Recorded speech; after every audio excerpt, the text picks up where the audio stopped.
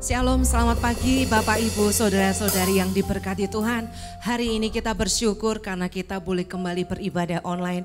Mari tetap kita percaya bahwa Tuhan hadir dimanapun kita berada. Pagi ini mari sikap hati kita adalah tertuju kepada Tuhan. Kita akan berdoa terlebih dahulu.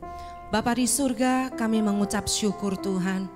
Untuk pagi hari ini Tuhan, di hari Minggu ini Tuhan, kami percaya Tuhan, kasih setiamu, rahmat-Mu baru bagi kami Tuhan. Pagi ini Tuhan, kami kembali beribadah online Tuhan. Kami kembali Tuhan, mau berjumpa dengan Engkau dalam hadirat-Mu Tuhan. Biarlah setiap kami pagi ini datang dengan hati yang haus dan lapar akan Engkau, dengan hati yang sungguh merindukan Engkau Tuhan. Roh Kudus jamah kami pagi ini, berikan kekuatan yang baru. Pagi ini biar setiap kami berjumpa dengan Engkau Tuhan. Tidak ada lagi yang kami inginkan selain berjumpa dengan Engkau pagi ini. Terima kasih Tuhan. Dan biarlah darah-Mu menguduskan setiap kami Tuhan. Melayakkan kami Tuhan untuk berjumpa dengan Engkau dalam hadirat-Mu. Dan Roh Kudus ada di tengah-tengah kami. Mengurapi kami, menjamah kami, memberikan kekuatan jalan keluar. Terima kasih Tuhan. Biarlah pujian penyembahan kami pagi ini adalah lahir dari hati kami. Yang terbaik bagi Engkau Tuhan. Karena Engkau sungguh baik dalam hidup kami. Janji-Mu Tuhan, ya dan amin. Di dalam nama Yesus kami berdoa.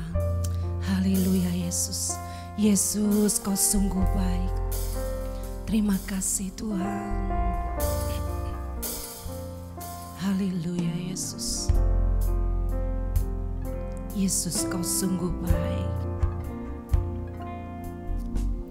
Yesus, Kau sungguh baik. Yesus, nama-Mu indah. Yesus, ku cinta Kau selalu. Ku tinggikan, ku agungkan selamanya. Yesus, Kau sungguh baik. Yesus, nama-Mu indah. Yesus, ku cinta Kau selalu. Ku tinggikan, ku agungkan selamanya. Ku mau memuji, ku mau memuji-Mu, ku selalu puji-Mu, ku mau menyembah-Mu, ku selalu sembah-Mu. Kau yang layak terima semua pujian, kemuliaan hanya bagi Tuhan. Mari panggil namanya pagi ini. Panggil namanya Yesus. Yesus, Kau sungguh baik. Yesus, nama-Mu indah. Yesus, ku cinta Kau selalu. Ku tinggikan, ku agungkan selamanya. Ku mau memuji-Mu, ku selalu puji-Mu, ku mau menyembah-Mu, ku selalu sembah-Mu. Kau yang layak terima semua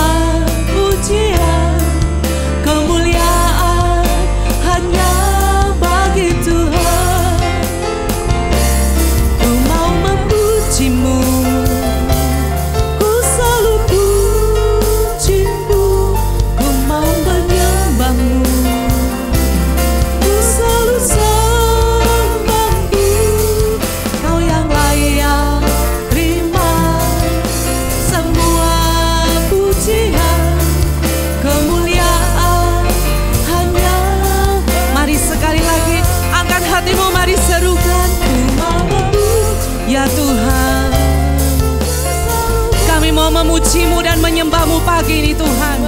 Sebab Engkau layak untuk dipuji dan disembah Tuhan. Sebab Engkau layak Tuhan. Kami menyembah-Mu Tuhan dengan hati yang tahu haus dan lapar akan Engkau Tuhan. Kemuliaan, mari sekali lagi dimanapun Engkau berada, mari angkat hatimu dan katakan, ku mau memuji-Mu apapun kondisimu. Ku mau menyembah, mari selalu menyembahnya. Dan segala pujian bagimu Tuhan, layak terima semua pujian, kemuliaan hanya bagi Tuhan.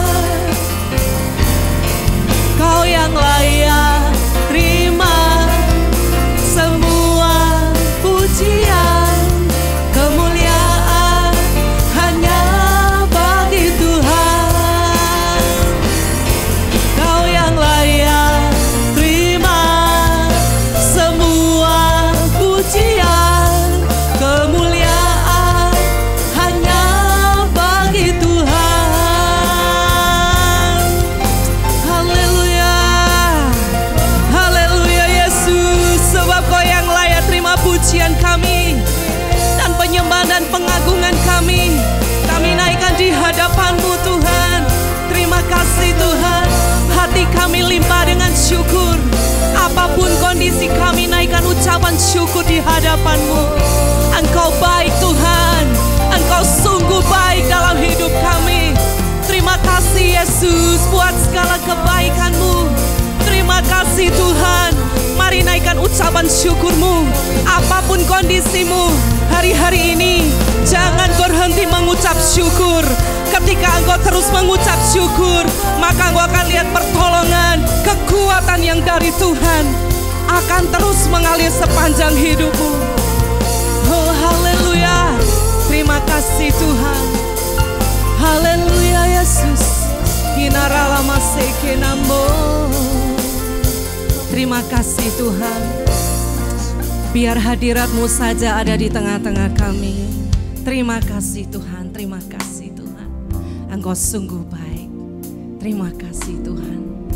Terima kasih. Haleluya. Haleluya. Semua yang siap memuji Tuhan, sama-sama katakan amin. Haleluya. Saya percaya dan saya berdoa kita semua dalam keadaan yang baik-baik saja. Karena ada sukacita Tuhan yang mengalir dalam hidup kita. Kepastian dalam hidup kita. Anak-anak Tuhan adalah ketika berjumpa dengan Tuhan di awan-awan. Itulah pengharapan dan kepastian kita. Mari bertahan dalam hidup ini. Sebab ada kepastian ketika Tuhan datang kedua kalinya. Kita akan berjumpa dengan Dia. Haleluya. Itu hari yang berbahagia. Ada pertemuan di udara, pertemuan yang manis. Saya rindu bertemu di sana, jauh di udara. Nyanyian yang terdengar yang belum pernah didengar adalah kegirangan. Dan anak Allah yang pimpin kita pertemuan di udara. Ada pertemuan di udara, pertemuan yang manis.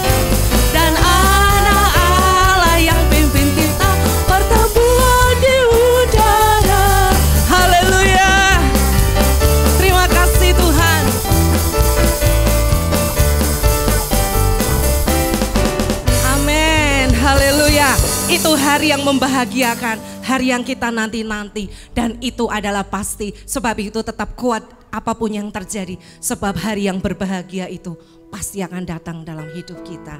Terima kasih. Haleluya Yesus. Siapkan hati kita untuk mendengarkan firman. Mari kembali lagi kita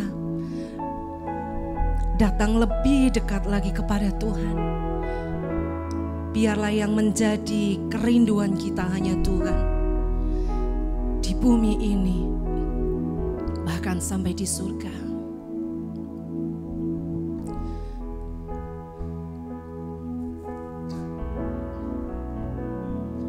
Oh Tuhan Yesus, kerinduan hatiku, mutiara tak ternilai harta milikku. Keindahan-Mu memudarkan dunia, di mataku Engkau termulia.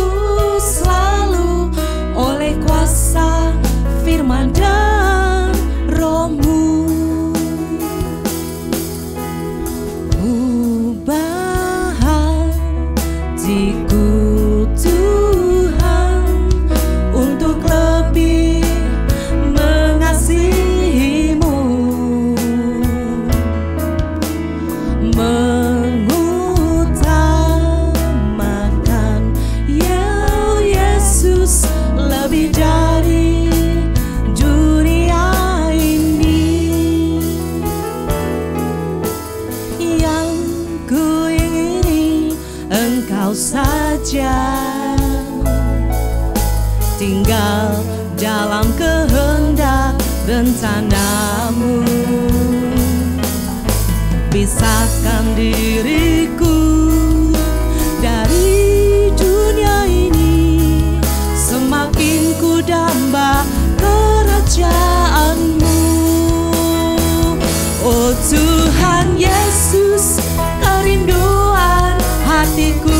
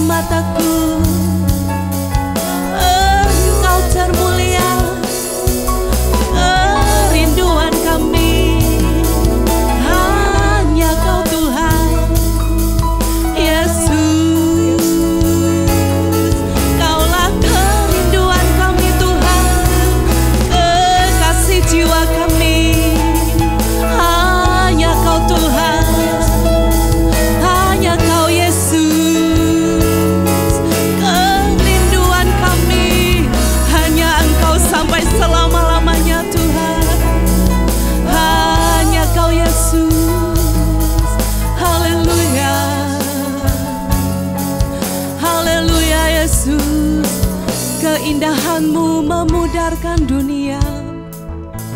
Hanya Kau yang terindah Tuhan. Haleluya Yesus. Biar yang menjadi kerinduan kami hanya Engkau Tuhan. Biar hanya Engkau Tuhan yang selalu kami utamakan. Haleluya Yesus. Oh, oh Tuhan Yesus, kerinduan hatiku, mutiara tak ternilai harta milikku. Keindahan-Mu memudarkan dunia. Di mataku Engkau Mari sekali lagi dengan segenap hatimu. Oh Tuhan Yesus, kerinduan hatiku, mutiara tak ternilai harta milikku. Keindahan-Mu memudarkan dunia. Di mataku Engkau termulia. Oh Tuhan Yesus, kerinduan hatiku, mutiara tak ternilai harta milikku. Keindahan-Mu memudarkan dunia. Di mataku Engkau termulia. Di mataku Engkau termulia. Di mataku Engkau termulia. Terima kasih Tuhan, biar anugerah-Mu melimpah dalam hidup kami. Biar haus dan lapar Engkau tambahkan dalam hidup kami. Terima kasih buat hadirat-Mu pagi ini Tuhan. Kami bersyukur sebab kekuatan kami ada dalam hadirat-Mu. Biar kami tetap tinggal dalam hadirat-Mu Tuhan sampai sepanjang masa. Sebab lebih baik satu hari di rumah-Mu daripada 1000 hari di tempat lain. Terima kasih Roh Kudus buat hadirat-Mu. Sementara kami mendengar firman, Roh Kudus tetap menjamah kami Tuhan. Dan firman itu boleh berakar kuat dan tumbuh dan lebat dan berbuah dalam hidup kami. Pengurapan-Mu atas hamba-Mu dan anak-anak-Mu. Dan kami boleh menjadi orang-orang yang lebih daripada pemenang. Sebab jiwa kami disegarkan oleh firman-Mu. Dan sebab janji-Mu itu penuh kemenangan. Memberikan kemenangan demi kemenangan dalam hidup kami. Terima kasih, segala pujian dan penyembahan kemuliaan kami berikan padamu. Dalam nama Tuhan Yesus kami berdoa dan bersyukur. Haleluya. Amin.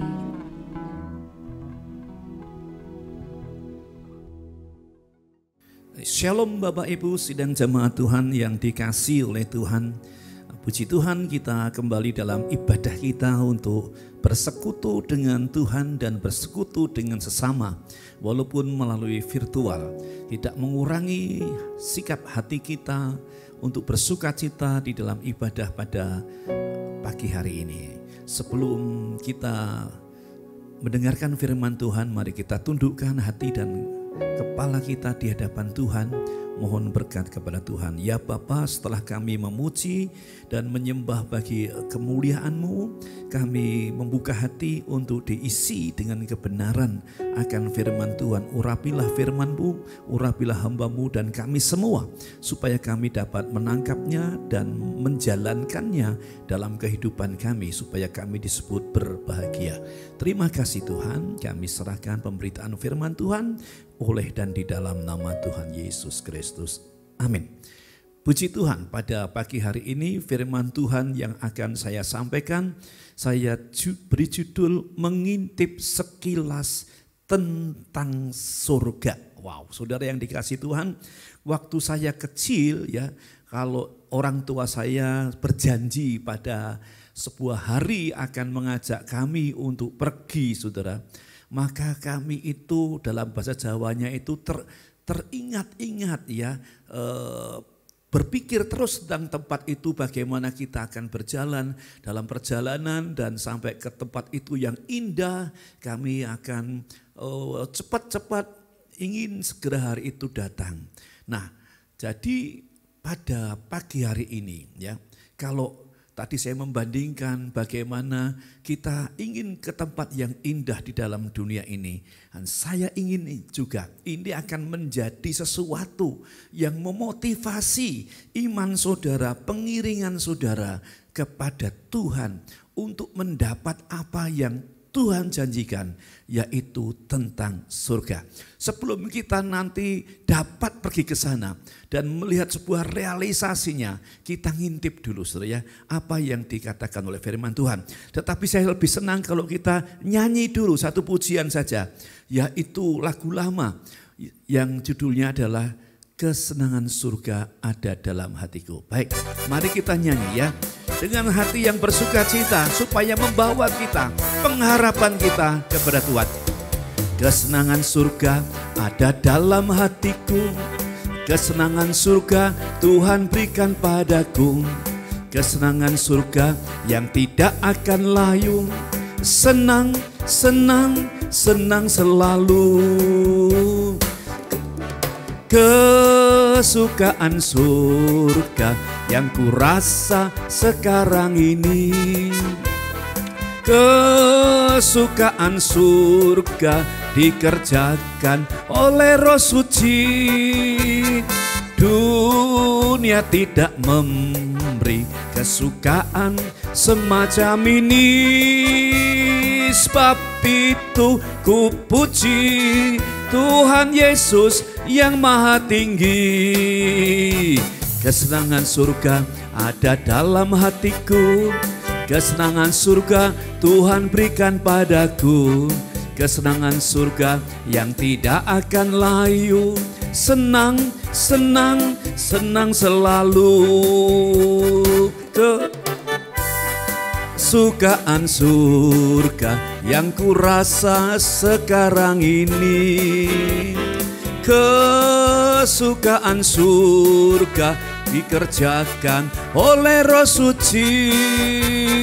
Dunia tidak memberi kesukaan semacam ini, sebab itu ku puji Tuhan Yesus yang maha tinggi. Sekali lagi, kesukaan surga yang kurasa sekarang ini, kesukaan surga dikerjakan oleh Roh Suci.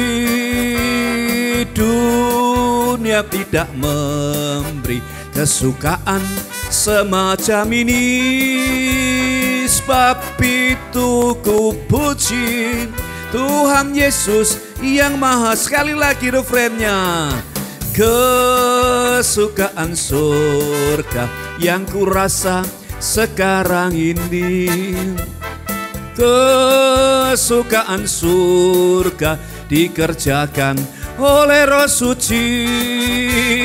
Dunia tidak memberi kesukaan semacam ini, sebab itu ku puji Tuhan Yesus yang maha tinggi. Sebab itu ku puji Tuhan Yesus yang maha tinggi.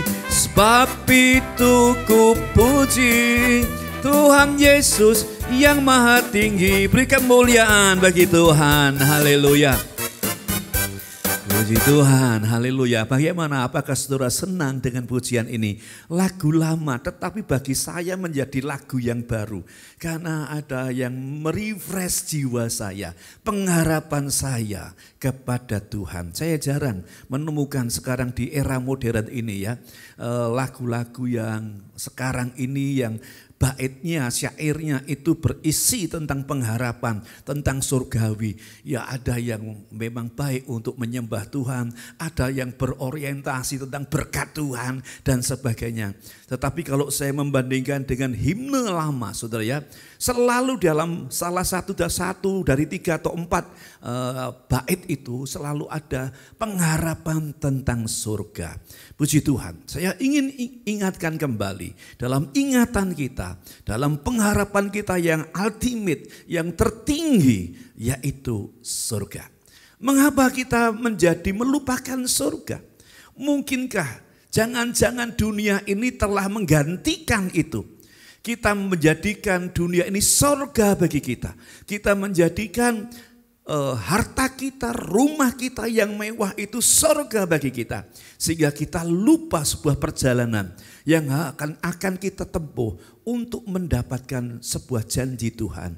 Yaitu tempat yang indah yang disebut surga.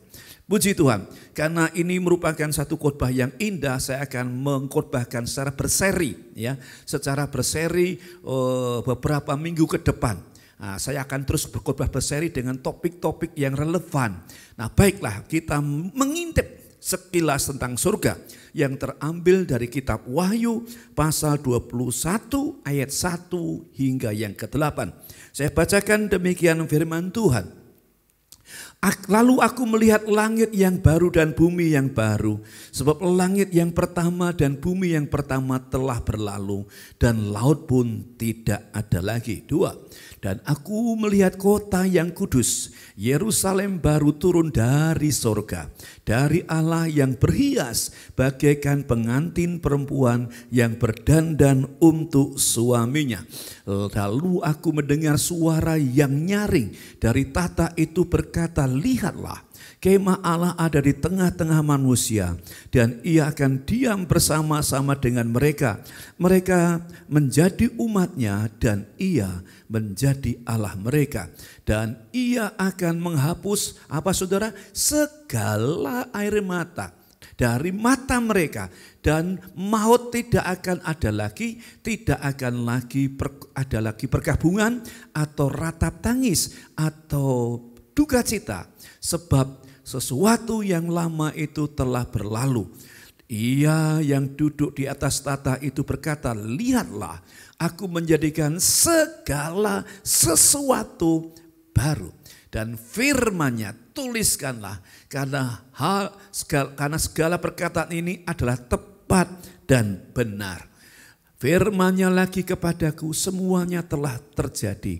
Aku adalah Alfa dan Omega, yang awal dan yang akhir. Orang yang haus akan kuberi minum dengan cuma-cuma dari air mata kehidupan. Barang siapa menang, ia akan memperoleh apa? Semuanya ini. Dan aku akan menjadi Allahnya dan ia akan menjadi anakku. Ayat 8 yang terakhir. Tetapi orang-orang penakut, orang-orang yang tidak percaya, orang-orang keji, orang-orang pembunuh, orang-orang sundal, tukang-tukang sihir, dan penyembah-penyembah berhala dan semua pendusta, mereka akan mendapat mereka akan mendapat bagian mereka di dalam lautan menyala-nyala oleh api dan belerang. Inilah kematian kedua. Luar biasa. Nah, Bapak Ibu saudara-saudara yang dikasihi oleh Tuhan, banyak buku-buku yang diterbitkan yang bercerita tentang pengalaman seseorang yang diizinkan Tuhan untuk melihat surga, ya, atau pernah masuk sejenak ke surga lalu dikembalikan ke dalam dunia ini, dalam tubuh jasmaniahnya. Nah, Bapak Ibu yang dikasihi oleh Tuhan, saya bukan menaifkan buku-buku itu, ya itu baik. Tetapi saya ingin mengetengahkan bahwa Alkitab adalah buku yang paling banyak berisi catatan tentang surga dan neraka. Melebihi dari buku apapun yang ada di dunia, ya. Bahkan apa yang ditulis oleh para penulis tadi yang buku menceritakan tentang surga misalnya, ya. kadangkali membias, ya, malah keluar dari apa yang dituliskan oleh firman Tuhan. Kita harus back to the Bible.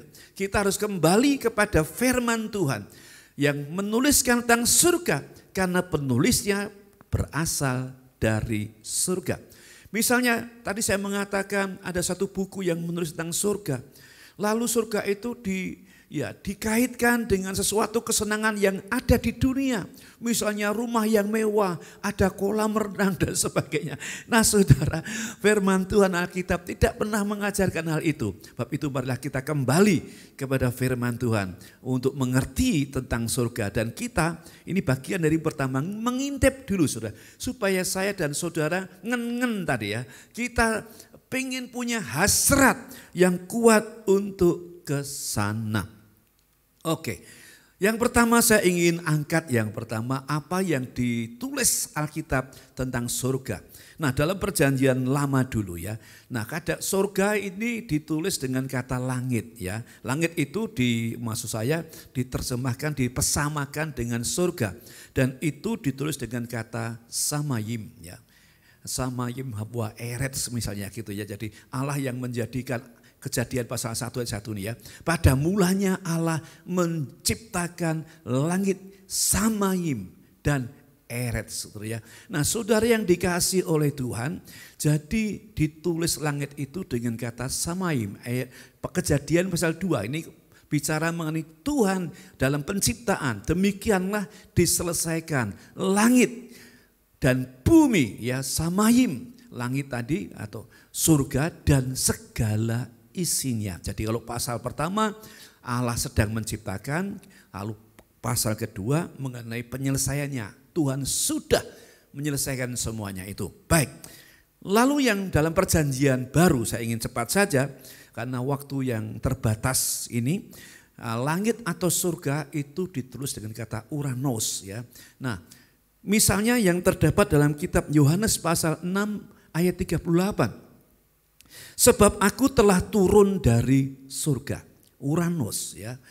Bukan untuk melakukan kehendakku tetapi untuk melakukan kehendak Dia yang telah mengutus aku. Lihat, Yesus menyatakan dirinya bahwa Ia turun dari surga, turun dari langit ya. Daud menyebut di utara ada sebuah negeri ya yang kekal. Nah, utara itu menunjuk satu arah ya, yaitu di atas. Nah, saudara yang dikasih oleh Tuhan, jadi surga itu tempatnya ada di atas. Dan itu dibuktikan pada waktu Yesus kembali ke surga setelah Ia bangkit. Ia naik pelan-pelan meninggalkan muridnya dengan tubuh yang terangkat. Mengalahkan hukum gravitasi untuk menunjukkan surga memang ada di langit, ya, ada di atas. Nah saudara, walaupun langit itu terlalu luas, terlalu banyak sekali menurut ilmu dari sains itu ya. Lihat lapisan-lapisannya. Tetapi ya, firman Tuhan mengatakan bahwa surga itu ada di atas, ada di langit. Di belakang langit biru ada mahkotaku. Oke, mari kita lihat lagi lebih sempit mengerucut ya. Surga itu adalah tempat kediaman Tuhan. Haleluya. Tadi saya mengatakan bahwa Yesus pada waktu bangkit dan naik ke surga, Dia disaksikan banyak orang. Tubuhnya terangkat dan malaikat-malaikat menyongsongnya. Nah, karena apa? Tuhan kembali ke tempat asalnya. Nah, di mana? Di surga. Jadi surga itu menunjukkan tempat kediaman Tuhan. Nah, ini penting untuk kita ketahui agar kita dalam pengiringan kepada Tuhan dan menerima janjinya Tuhan, kita berpegang teguh, kita berpegang erat dan tidak melepaskan janji itu supaya nanti kita akan bertemu dengan Tuhan. Karena ayat tadi mengatakan bahwa kita akan menjadi anaknya, kita akan menjadi umatnya, dan kita akan tinggal bersama-sama dengan Tuhan di surga. Baik. Kita akan lanjutkan. bahwa surga itu disebut ke tempat kediaman Tuhan, disebut sebagai rumah Bapa. Dan itu terdapat dalam Injil Yohanes pasal 14 ayat 2. Dikatakan di rumah Bapakku, apa saudara? Banyak tempat tinggal. Nah saudara, luar biasa ya. Bagaimana Yesus itu dengan gamblang menceritakan, memberitahu kepada murid-muridnya dan orang percaya tentang rumahnya, rumah Bapanya. Dan dia dalam konteks ini dia akan meninggalkan murid-muridnya dan dia akan kembali ke rumah Bapanya dan berpesan kepada murid-muridnya untuk tidak cemas, tidak khawatir karena ia pergi ke sana untuk menyediakan tempat bagi kita. In my father house are many mansions. Ya, di rumah Bapakku, in my father house are many mansions. Bahasa Indonesianya dikatakan tempat tinggal, saudara ya. Tapi sebetulnya kurang tepat. Sebab tempat tinggal yang dimaksud oleh Tuhan Yesus ini adalah mansion. Mansion itu sebuah bangunan besar dan indah, saudara ya. Ya, mungkin sulit sekali kita menemukan di Semarang ini rumah yang bisa dikatakan mansion, ya, apalagi di perumahan, saudara ya. Perumnas, rumah suwesing lunas, saudara ya. Hanya empet-empetan. Nah, saudara, tidak dapat disebut mansion. Mansion itu rumah yang besar sekali dengan banyak ruangan-ruangan. Nah saudara, itu yang dijelaskan oleh Alkitab tentang rumah Bapa dan tempat yang dimana kita dijanjikan untuk pergi ke sana. Saya ingin menggiring saudara bahwa saudara mulai tertarik, saudara mulai berhasrat ya untuk berfokus kepada surga, untuk rindu untuk sampai di sana karena kita akan tinggal di mansion yang luar biasa ini. Mungkin bagi Bapak Ibu yang sekarang di rumahnya kecil, kebanjiran lagi saudara ya.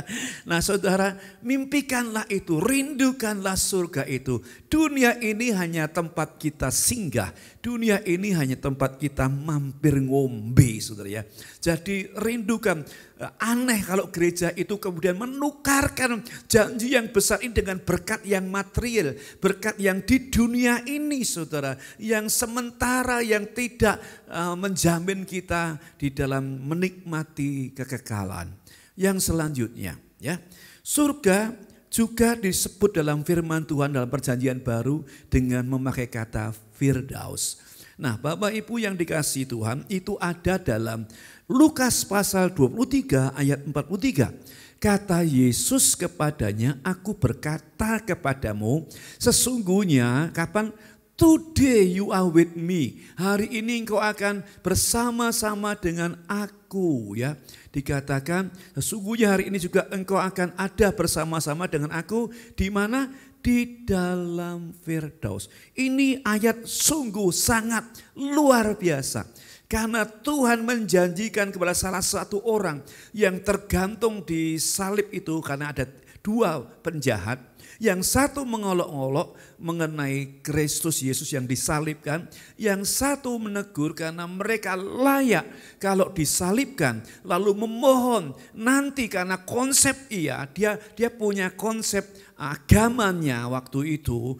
Bahwa nanti pada waktu Mesias itu datang sebagai Raja akan membawa orang percaya kepada satu tempat ya, yang indah dan ia berharap nanti kalau engkau datang sebagai raja ingatlah akan aku. Lalu ayat ini muncul, Tuhan mengatakan today you are with me in paradise. Nah saudara yang dikasih oleh Tuhan, surga disebut sebagai Firdaus. Saudara, ini dikutip ya, ini dipinjam dan tidak dikembalikan oleh saudara kita yang lain ya untuk menyebut kata surga walaupun konsepnya sangat berbeda dari apa yang diajarkan oleh firman Tuhan.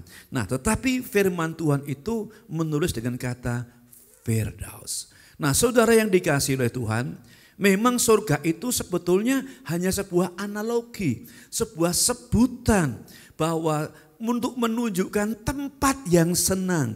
Nah, orang yang sudah meninggal, orang yang sudah mati, saudara, dibawa oleh Tuhan seperti penjahat ini.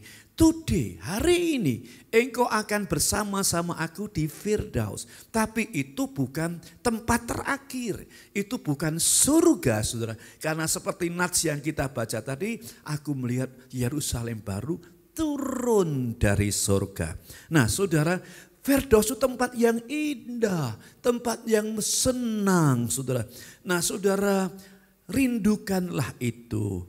Mimpikanlah itu dan tetaplah engkau erat berpegang kepada iman kepada Kristus supaya satu kali engkau akan bersama-sama dengan orang-orang saleh untuk masuk ke dalam Firdaus. Nah, saudara, memang di dalam kitab Kejadian pasal 1 mengenai kehidupan Adam dan Hawa ya dipakai juga kata Firdaus. Nah, saudara yang dikasih oleh Tuhan, ya, itu jelas juga menunjukkan bagaimana kehidupan Adam dan Hawa sebelum mereka jatuh ke dalam dosa. Tempat yang senang, tempat yang indah. Dunia ini yang saudara bangga-banggakan.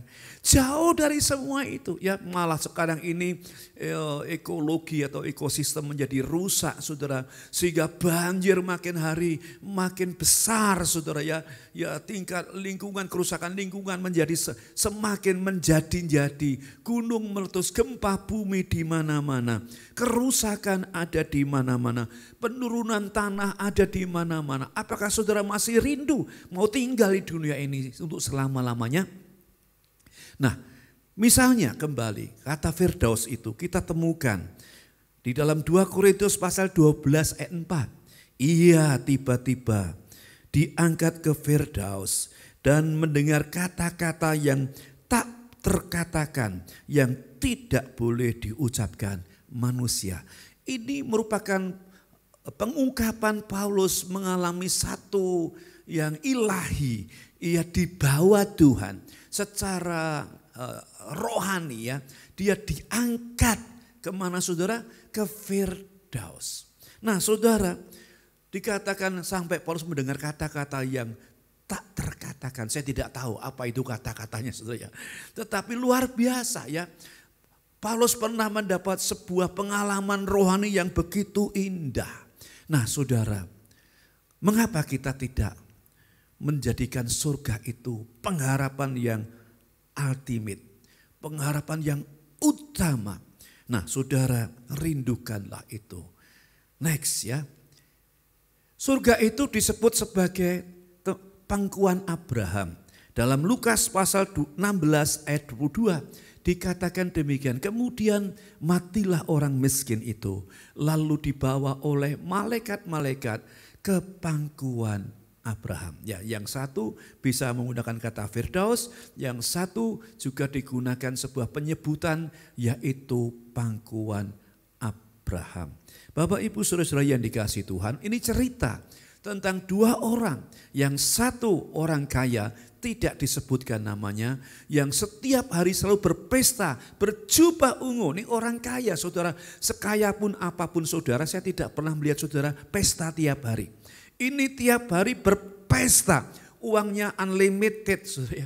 Uangnya tidak ada angkanya, serinya, saudara. Ia selalu pesta karena kayanya. Dia menikmati keindahan, kesenangan duniawi. Tetapi si Lazarus ini orang miskin, yang makannya aja menunggu remah-remah jatuh dari meja orang kaya, tetapi malah datang anjing yang menjilati boroknya untuk menunjukkan keadaan kemiskinan daripada Lazarus. Lalu kedua-duanya mati. Orang kaya mati, Lazarus yang miskin mati. Mati adalah sebuah ketetapan Allah yang ditetapkan bagi semua yang hidup, termasuk kita yang hidup. Siapapun Anda pasti mati. Caranya bagaimana? Tidak tahu. Ya, itu caranya Tuhan. Ya, saudara, tetapi kita satu kali pasti mati. Nah, waktu kita mati tentunya ada pengharapan seperti Lazarus yang diceritakan ini. Ia dibawa ke pangkuan Abraham. Sedangkan orang yang kaya tadi, ia dimasukkan ke Sheol Hades, ke tempat di mana ada kesiksa. Nah, saudara yang dikasih Tuhan, suatu kali saya akan berkhotbah berseri tentang neraka. Nah, saudara yang dikasih oleh Tuhan, neraka itu adalah real, adalah sungguh-sungguh bukan sesuatu yang dongeng, yang ilusi, ya, tapi itu sesuatu yang nyata, yang disediakan Tuhan, yang nanti dikatakan penghuninya adalah pendusta, adalah orang-orang ini ya ayat 8. Tapi orang-orang penakut, orang-orang tidak percaya, orang-orang keji, orang-orang pembunuh, orang-orang sundal, ya, tukang-tukang sihir, penyembah berhala, dan semua pendusta, mereka akan berbagian mereka di lautan yang menyala-nyala oleh api dan belerang. Inilah kematian kedua. Nah, saudara, kembali tentang apa yang saya sedang bahas pada pagi hari, yaitu tentang surga. Nah, saudara yang dikasih oleh Tuhan, tadi bahwa surga juga ditulis dengan sebutan pangkuan Abraham. Nah, Lazarus hidup senang, menikmati kemuliaan yang Tuhan berikan. Ya, karena Abraham adalah bapak orang percaya, untuk menggambarkan bahwa Abraham ada di sana. Dan kita sebagai anak-anak keturunan dari Abraham, nah secara imani saudara, kita juga ingin bersama-sama dengan Abraham untuk berada di sana. Surga juga disebut sebagai tempat kerajaan yang kekal. Karena pada awalnya memang sistem yang pemerintahan yang Tuhan tetapkan adalah teokrasi. Dan Allah nanti akan mengembalikan sistem pemerintahan itu, yaitu Tuhan yang menjadi penguasa yang tunggal. Nah, kita berada dalam kerajaannya Tuhan, yaitu kerajaan yang kekal. Dalam catatan sejarah di dunia ini banyak sekali kerajaan-kerajaan atau sistem pemerintahan yang bersifat monarki, saudara. Tetapi mereka hanya tinggal sejarah. Kalaupun sekarang masih ada hanya sebuah simbolisme. Tetapi sebetulnya secara definitif ya, mereka itu hanya sebagai lambang saja. Mereka tidak berperan lebih banyak untuk bangsa dan negara. Karena dipimpin oleh Perdana Menteri, dipimpin oleh Presiden dan sebagainya. Nah, tetapi kerajaan yang nanti bakal kita tempati itu, surga tadi, itu sifatnya kekal, saudara. Nah, kita lihat dalam 2 Petrus pasal 1 ayat 11. Dengan demikian kepada kamu akan dikaruniakan hak penuh, haleluya. Saudara, kepada kita, orang yang bertahan dalam iman, orang yang telah melewati, sebenarnya ayat ini sedang bicara mengenai penganiayaan ya. Kita yang sudah mengalami proses, kita yang mengalami aniaya, kita menerima hak penuh untuk apa, saudara? Untuk memasuki kerajaan kekal, yaitu kerajaan Tuhan dan juru selamat kita Yesus Kristus.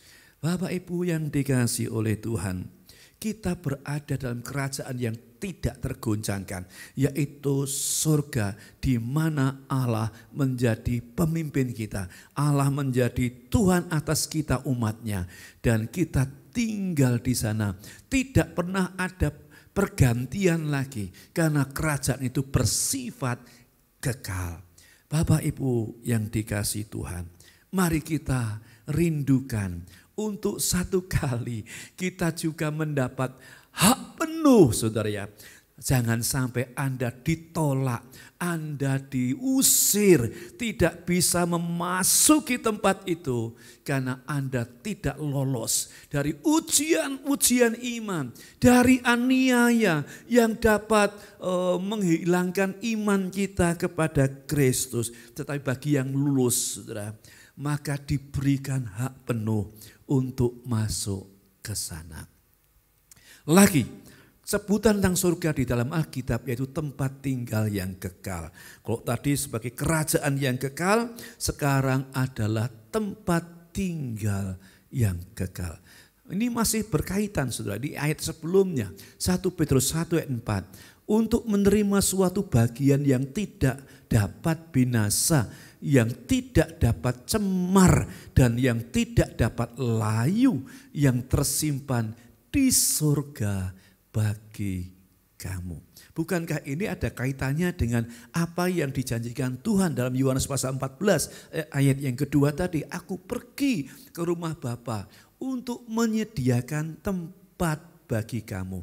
Saudara, kita sudah dipersiapkan oleh Tuhan bagi yang menang, saudara, bagi yang dapat melangkah dengan langkah yang terakhir dengan kemenangan. Kita sudah disediakan tempat yang indah, yang tidak cemar, yang tidak dapat layu, yang tidak binasa.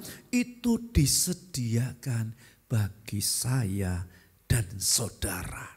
Saudara, seringkali iblis itu membutakan iman kita.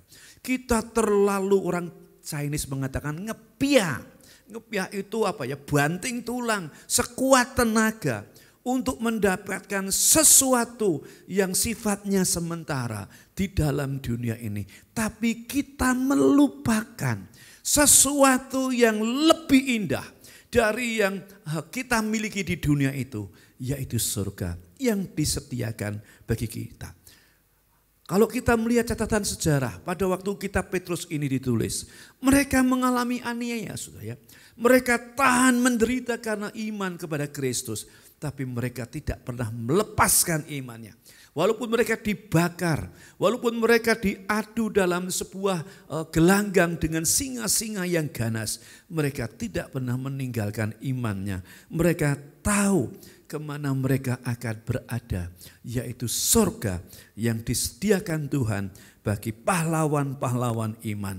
Baik, kita akan lanjutkan lagi tempat tinggal yang kekal. Kita lihat disebut negeri, selanjutnya negeri yang terbaik. Haleluya. Saudara, menarik ya. Kalau tadi lebih kecil yaitu tempat tinggal. Ini secara kolektif ya, secara berkorporat, bersama-sama sebagai bangsa yang kudus. Kita akan tinggal di negeri terbaik. Tidak ada di dunia ini, tempat sejengkal di dunia ini yang dapat menggantikan keindahan surga. Sehingga membuat para martir itu rela mati.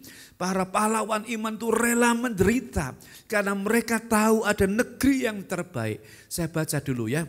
Dalam Ibrani 11 ayat 14 hingga dan 16. Sebab mereka, orang-orang tadi ya, yang berkata demikian menyatakan bahwa mereka dengan rindu mencari apa saudara? Suatu tanah air. Oke, sebelum saya lanjut ayat 16. Sebenarnya banyak teman-teman kita yang menjadi eksodus, keluar dari Indonesia. Padahal nenek moyang kita, mereka dan saya gitu ya, adalah datang dari negeri daratan Tiongkok. Datang ke sini karena di sana pada waktu itu sulit ya. Lalu mereka saling cerita bahwa ada satu negeri yang lebih baik dari negeri asalnya. Lalu mereka berani bertaruh nyawa mengarungi lautan yang luas dan ganas untuk pergi ke negeri yang seperti sekarang ini mereka tinggal. Kita tinggal di Indonesia. Nah, saudara yang dikasih Tuhan, lalu menjadi mereka berkembang biak dan mereka menjadi lebih baik hidupnya ya, atau yang disebut dengan better living, mencari kehidupan yang lebih baik. Nah, sekarang ini generasi keberapanya mereka beberapa pergi ke Eropa, ke Amerika, ke Australia. Mengapa saudara? Saya tanya, kenapa kalian meninggalkan Indonesia? For better living, untuk kehidupan yang lebih baik.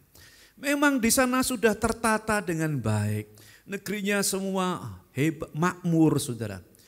Nah saudara, tetapi jangan lupa bahwa surga adalah negeri yang terbaik.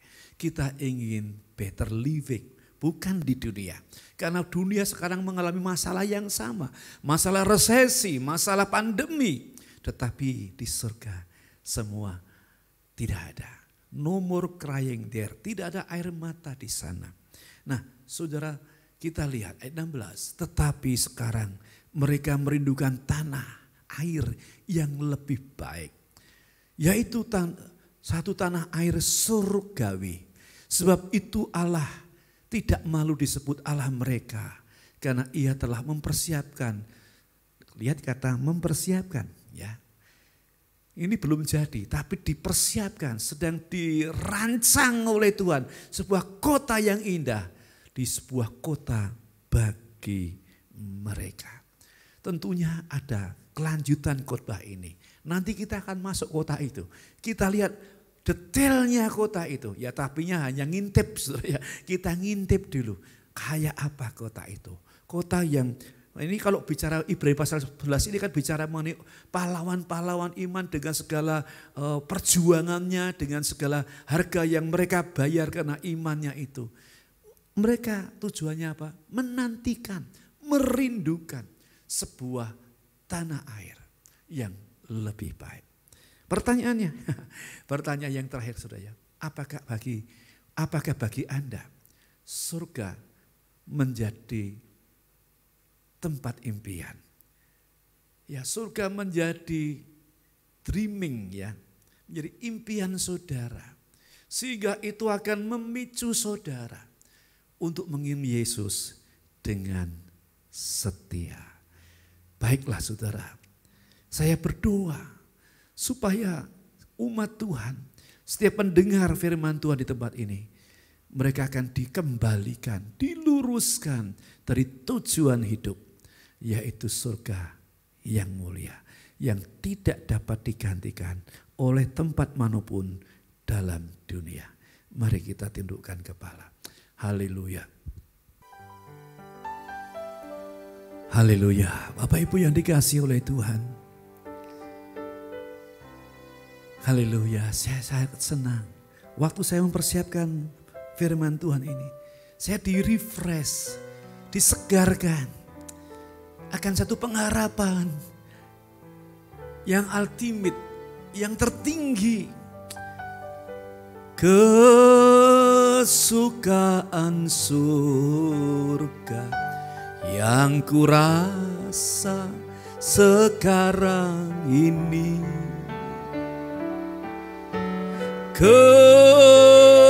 Kesukaan surga dikerjakan oleh Roh Suci.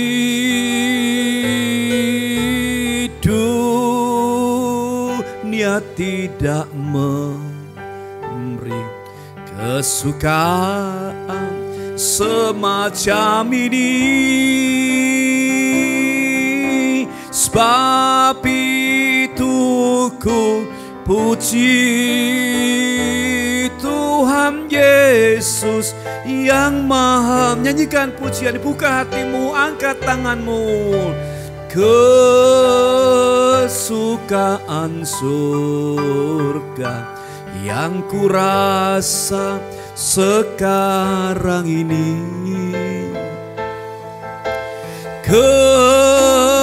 Kesukaan surga dikerjakan oleh Roh Suci.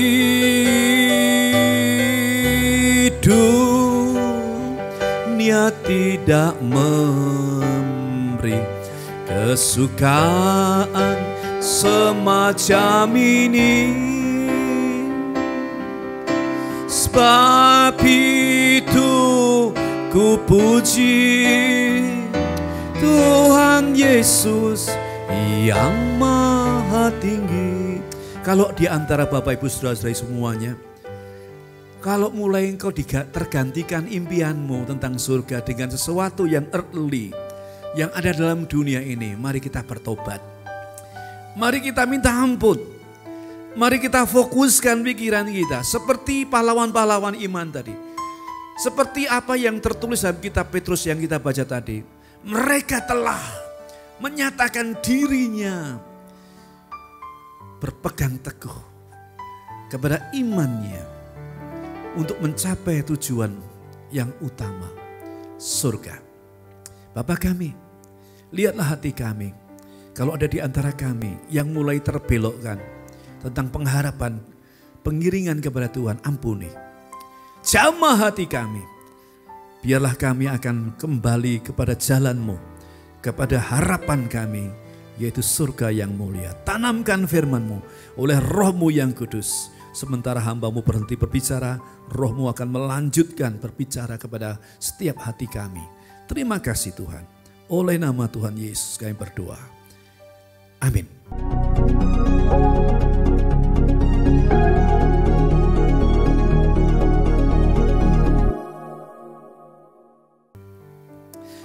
Baik Bapak Ibu yang dikasihi oleh Tuhan, di ujung ibadah ini ada satu kesempatan untuk kita memberi bagi Tuhan.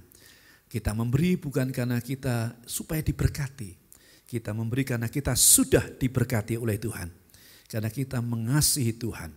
Terima kasih ya, ada itu namanya fasilitas untuk sudah bisa transfer baik melalui e-banking maupun GoPay dan sejenisnya ya. Kalau saya diberitahu ya, laporan-laporan pemberian itu saudara ya, sedikit orang hanya yang memberi saudara. Hanya itu saja. Yang lainnya no, sorry ya saya ngomong begini ya. Karena kalau kita itu menunjukkan siapakah diri kita. Ya, dengan kalau kita mengasihi Tuhan, kita memberi bagi Tuhan. Oke, thank you, Tuhan memberkati. Pengumumannya adalah kita masih ibadah dengan ibadah streaming minggu depan.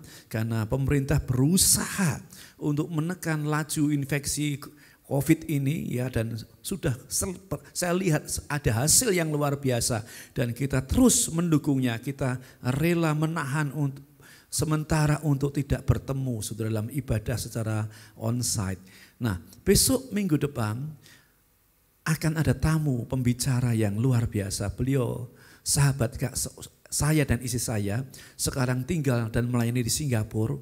Beliau adalah seorang ibu yang luar biasa energik, namanya Ernawati Sid ya. Sekarang sudah menjadi warga negara Singapura dan akan menyampaikan firman Tuhan pada tanggal 21 hari Minggu besok. Mari jangan lupa ya untuk kita berada dalam hadirat Tuhan dalam ibadah virtual minggu depan. Kiranya Tuhan memberkati. Mari kita tundukkan kepala sekali lagi. Bapa kami yang baik dalam surga, kembali di akhir ibadah ini berdoa bagi segenap sidang jemaat-Mu Tuhan. Oh, kami selalu berdoa bagi mereka. Tuhan akan memelihara mereka karena Engkaulah gembala yang baik. Engkau yang tidak pernah meninggalkan domba-domba-Mu.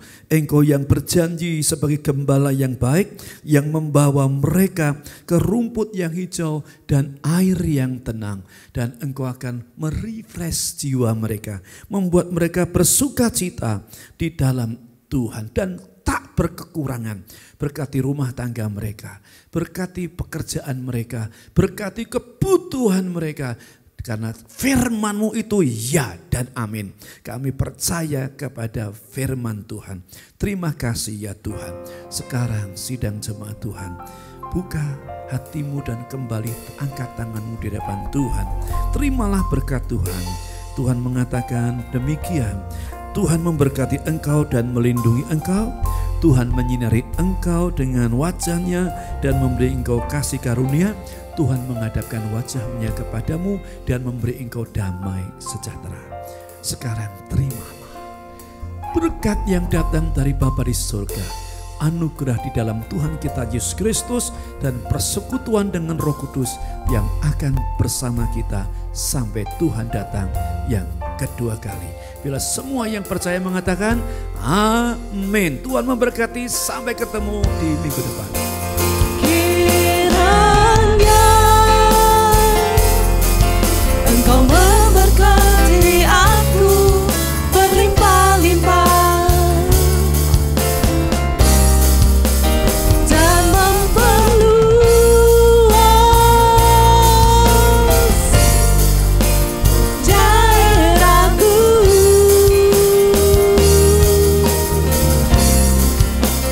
Dan kiranya